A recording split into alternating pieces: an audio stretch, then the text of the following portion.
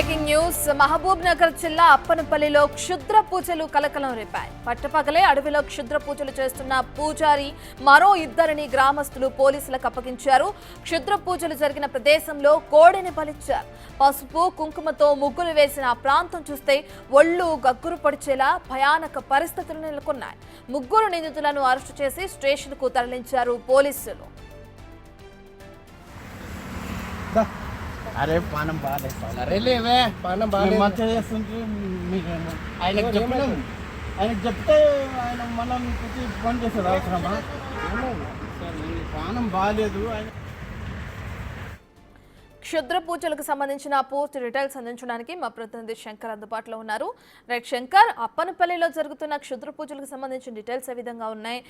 మనం చూస్తే విజువల్స్ లో క్లియర్ గా అర్థమవుతుంది ముగ్గురు వ్యక్తులు ఉన్నట్లు. ముగ్గురు వ్యక్తులు కూడా ఒకరు పూజారి, ఇద్దరు ఒకే కుటుంబానికి సంబంధించిన వాళ్ళ వేరు వేరు వ్యక్తుల?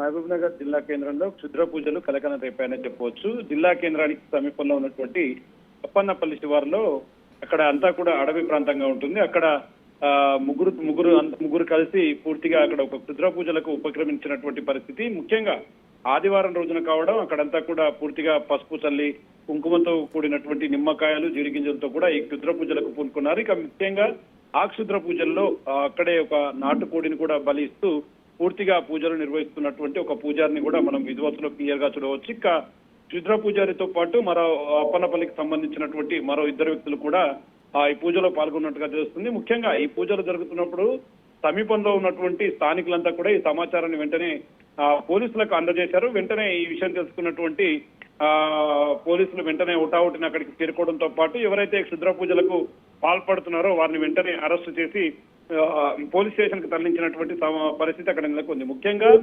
రూరల్ పోలీస్ స్టేషన్ కు సంబంధించి ఈ పోలీసులంతా కూడా వెంటనే అక్కడికి చేరుకోవడంతో పాటు అసలు దేని వల్ల క్షుద్ర పూజలకు ఉపక్రమించారు, ఎవరి సహకారంతో ఈ విధంతా చేస్తున్నారనే కోణంలో కూడా పోలీసులు అయితే విచారణ చేపట్టినటువంటి సిచ్యువేషన్ కనిపిస్తుంది. ఇక దీనికి సంబంధించి ఇప్పటికే ముగ్గురిని కూడా అరెస్టు చేయడంతో పాటు ఈ క్షుద్ర పూజల కలకలం పైన వారి దగ్గర ఆరా తీస్తున్నట్టు తెలుస్తుంది. ముఖ్యంగా ఉమ్మడి పాలమూరు జిల్లా వ్యాప్తంగా సంబంధించి చాలా చోట్ల ఇట్లాంటి ఘటనలు చోటు చేసుకుంటున్నప్పటికీ ఇలాంటివి నమ్మకూడదు, పూర్తిగా ప్రజలను భయబాంధలకు గురి చేయడంతో పాటు ప్రజలందరినీ కూడా మోసపూరితంగా కొంతమంది పూజారులు డబ్బు కోసం ఇవంతా చేస్తున్నారని చెప్పి కూడా చాలా సందర్భాల్లో వాళ్ళకి మోటివేషన్ చేసేటప్పటికీ కూడా ఇట్లాంటివి ఆగకపోవడంతో ఒక్కసారిగా జిల్లా ప్రజలంతా కూడా భయాందోళనకు గురవుతున్నటువంటి సిచ్యువేషన్ అయితే ఇక్కడ కనిపిస్తుంది. రత్న.